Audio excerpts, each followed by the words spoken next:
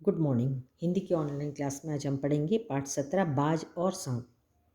ये एक छोटी सी कहानी कह सकते हैं आप इसको। और इस कहानी का उद्देश्य जो सार है वो ये है कि इंसान का जो जीवन मिला है उसे, तो वो किस तरह से उसे जीना चाहिए। इस कहानी में ये बताया गया है कि दो प्राणियों का वर्णन है, एक है बाज और एक है सांप। तो जो बाज है वो बहुत साहसी और उम, साहसी है वो, और वो उसको आज़ादी अपनी बहुत प्रिय है। और वो अपनी जान हथेली पे रख कर और आसमान में उड़ता है, और उसको वही बहुत प्रिय है। और दूसरा है सांप। वो एक खोखली गुफा में रहता है, चट्टान में रहता है। उसको अपनी चट्टान से ही बहुत अच्छा लगता है, और उसको उसकी दुनिया उस चट्टान और उस गुफा तक ही सीमित रहती है, और उसी में खुश रहता है। लेकिन एक बार जब बाज को देखता है और आखिरी में उसको संघर्ष करते हुए देखता है, तो उसके साहस और संघर्ष से वो बहुत प्रभावित होता है, और अपने जीने का ढंग वो भी बदलना चाहता है। चलिए पढ़ते हैं। समुद्र के किनारे ऊंचे पर्वत की अंधेरी गुफा में एक सांप रहता था। समुद्र की तूफानी लहरें धूप में चमकती, झिलमिलाती और दिन भर पर्वत की चट्टानों से टकराती रहती थीं। पर्वत की अंधेरी घाटियों में एक नदी भी बहती थी। अपने रास्ते पर बिखरे पत्थरों को तोड़ती, शोर मचाती, यह नदी बड़े जोर से समुद्र की ओर लपकती जाती थी। जिस जगह पर नदी और समुद्र का मिलाप होता था, वहाँ लहरें दूध के झाग सी सफ़ेद दिखाई देती थीं। तो एक ऐसा स्थान था जहाँ गुफा थी, और वहाँ पर सांप रहता था, चट्टानें थीं। और एक जगह ऐसा था जहाँ पर नदी और समुद्र दोनों मिलते थे, और जहाँ मिलाप होता था वहाँ का पानी कैसा दिखाई देता था? दूध के जैसा झाग दिखाई देता था। अपनी गुफा में बैठा हुआ सांप सब कुछ देखा करता, लहरों का गर्जन, आकाश में छिपती पहाड़ियाँ, टेढ़ी मेढ़ी बल खाती हुई नदी की गुस्से से भरी आवाज़ें। वह मन ही मन खुश होता था कि इस गर्जन तर्जन के होते हुए भी वह सुखी और सुरक्षित है। तो जब वो ऐसी गर्जना सुनता था नदी की, तो वो सोचता था कि ये सब होते हुए भी मैं कितना सुरक्षित हूँ इस गुफा में। कोई उसे दुख नहीं दे सकता। सबसे अलग, सबसे दूर वह अपनी गुफा का स्वामी है। न किसी से लेना, न किसी से देना। दुनिया की भाग दौड़, छीना चपटी से वह दूर है। सांप के लिए यही सबसे बड़ा सुख था। तो वो अपने जीवन से बड़ा संतुष्ट था। उसको किसी से लेना देना नहीं था, किसी से मिलना जुलना नहीं, कुछ देखना नहीं, अपना अलग। बस एक उसकी ही दुनिया थी, अकेली। एक दिन एकाएक आकाश में उड़ता हुआ खून से लथपथ एक बाज सांप की उस गुफा में आ गिरा। सबको मालूम है कि बाज और सांप की दुश्मनी होती है। बाज जो है सांप खा लेता है। उसकी छाती पर कितने ही जख्मों के निशान थे, पंख खून से सने थे, और वह अधमरा सा जोर शोर से हाँफ रहा था। जमीन पर गिरते ही उसने एक दर्द भरी चीख मारी और पंखों को फड़फड़ाता हुआ धरती पर लौटने लगा।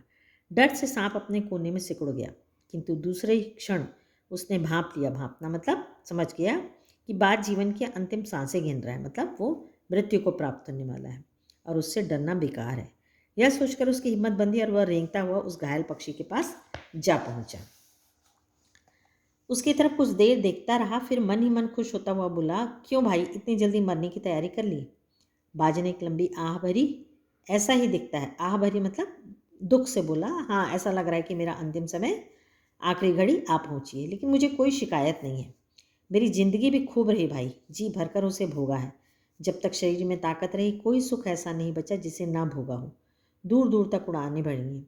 आकाश की असीम ऊंचाइयों को अपने पंखों से ना पाया हूँ। तुम्हारा बड़ा दुर्भाग्य है कि तुम जिंदगी भर आकाश में उड़ने का आनंद कभी नहीं उठा पाओगे। तो बाज कहता है, मुझे मृत्यु का कोई दुख नहीं है, क्योंकि मैंने जीवन में जो जो सुख भोगना था, जो खुशियाँ लेनी थी, वो भरपूर भोगा हूँ।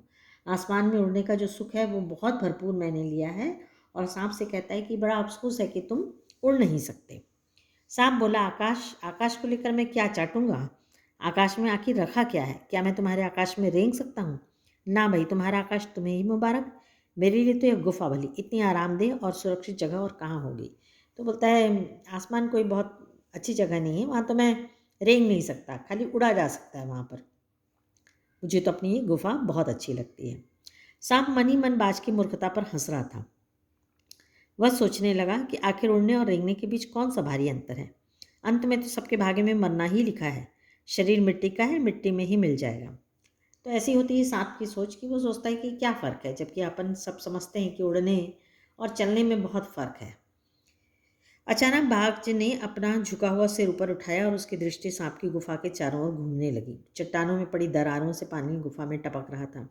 सीलन और अंधेरे में डूबी गुफा में एक भयानक दुर्गंध फैली हुई थी, मानो कोई चीज़ वर्षों से पड़ी पड़ी सड़ गई हो। तो वहाँ की गुफा की जो सीलनता, भयावहता, गंदगी थी, उसको देख के बाज का मन क्या होता है, बड़ा विरक्त हो जाता है। उसे मुझे बहुत बुरा लगता है। बाज के मुंह से एक बड़ी जोर सी करुण चीख फूट पड़ी। आह, काश मैं सिर्फ एक बार आकाश में उड़ पाता। तो बहुत दुखी होकर बोलता है कि मैं आखिरी समय भी उड़ना चाहता हूँ। बाज की ऐसी करुण चीख सुनकर सांप कुछ सिरपिटा सा गया। सिरपिटा गया मतलब डर गया। एक क्षण के लिए उसके मन में उस आकाश के प्रति इच्छा पैदा हो गई जिसके वियोग में बाज इतना व्याकुल होकर छटपटा रहा था। उसने बाज से कहा, यदि तुम्हें स्वतंत्रता इतनी प्यारी है तो इस चट्टान के किनारे से ऊपर क्यों नहीं उड़ जाने की कोशिश करते हो सकता है कि तुम्हारे पैरों में अभी इतनी ताकत बाकी हो कि तुम आकाश में उड़ सको। कोशिश करने में क्या हर्ज है। तो उसको प्रेरित करता है सांप बाज को। बाज में एक नई आशा जाग उठी। वह दूने उत्साह से अपने घायल शरीर को घसीटता हुआ चट्टान के किनारे तक खींच लाया। खुले आकाश को देखकर उसकी आंखें चमक उठीं। उसने एक गहरी सांस ली और अपने पंख फैलाकर हवा में कूद पड़ा। तो आसमान देख के उसका मन नहीं मानता और वो उड़ान भरता है, किंतु उसके टूटे पंखों में इतनी शक्ति नहीं थी कि उसके शरीर का बोझ संभाल सकें। सभी को मालूम है कि पक्षी किससे उड़ पाता है, पंखों से, लेकिन उसके पंख क्या हो जाते हैं, घायल हो जाते हैं। लेकिन और बिना पंख के वो तो उड़ ही नहीं सकता। पत्थर सा उसका शरीर लुढ़कता हुआ नदी में जा गिरा। एक लहर ने उठाकर उसके पंखों पर जमे खून को धो दिया, उसके थके मांदे शरीर को सफ़ेद फेन से ढक दिया, फिर अपनी गोद में समेटकर उसे अपने साथ सागर की ओर ले चली। तो कितना अच्छा वर्णन किया लेखक ने कि जब वो मर जाता है तो उसके पंखों में जो खून रहता है उसको नदी धोती है और उसके शरीर को जो सफ़ेद झाग निकलता है नदी और समुद्र के मिलने वाले पानी को, तो उससे उठाकर वो कहाँ ले जाता है, वेना समुद्र की तरफ ले जाता है। लहरें चट्टानों पर सिर धुनने लगी, मानो बाज की मृत्यु पर आंसू बहानी। सिर धुनना मतलब जोर जोर से लहरें चट्टान पर पटका रही थी। ऐसा लग रहा था कि बाज के मरने पे दुखी हो रही है। धीरे धीरे समुद्र के असीम विस्तार में बाज आंखों से ओझल हो गया। ओझल हो जाना मतलब गायब हो गया। वो चट्टान की खोखल में बैठा हुआ सांप बड़ी देर तक बाज की मृत्यु और आकाश के लिए उसके प्रेम के विषय में सोचता रहा। अब वो सोचने पर विवश हो गया कि कितना बाज को कितनी आज़ादी प्यारी थी, कितना आसमान प्यारा था कि वो आखिरी समय भी संघर्ष किया। आकाश के असीम शून्यता में ऐसा क्या आकर्षण छिपा है। असीम शून्यता मतलब आकाश को देखोगे तो कुछ भी वहाँ नहीं दिखाई देता। एक छोर से दूसरा छोर कहाँ है वो पता ही नहीं लगता। और वहाँ पर क्या होती है, शून्यता मतलब वहाँ कोई हलचल नहीं होती है, ना वहाँ पेड़ पौधे हैं ना कुछ है, लेकिन फिर भी वो एक प्रश्न चिन्ह बना हुआ है। लेकिन ऐसा क्या आकर्षण है कि पक्षी उसमें उड़ना चाहता है, जिसके लिए बाज ने अपने प्राण गंवा दिए। वह खुद तो मर गया लेकिन मेरे दिल का चैन अपने साथ ले गया। न जाने आकाश में क्या खजाना रखा है। एक बार तो मैं भी वहाँ जाकर उसके रहस्य का पता लगाऊंगा, चाहे कुछ देर के लिए ही हो, कम से कम उस आकाश का स्वाद तो चख लूँगा। अब उसको बाज को देखकर सांप को भी ये कौतूहल होता है कि मैं भी जाऊँ देखूँ तो आसमान में ऐसी क्या चीज़ है जो बाज अपने प्राण तक त्याग दिया।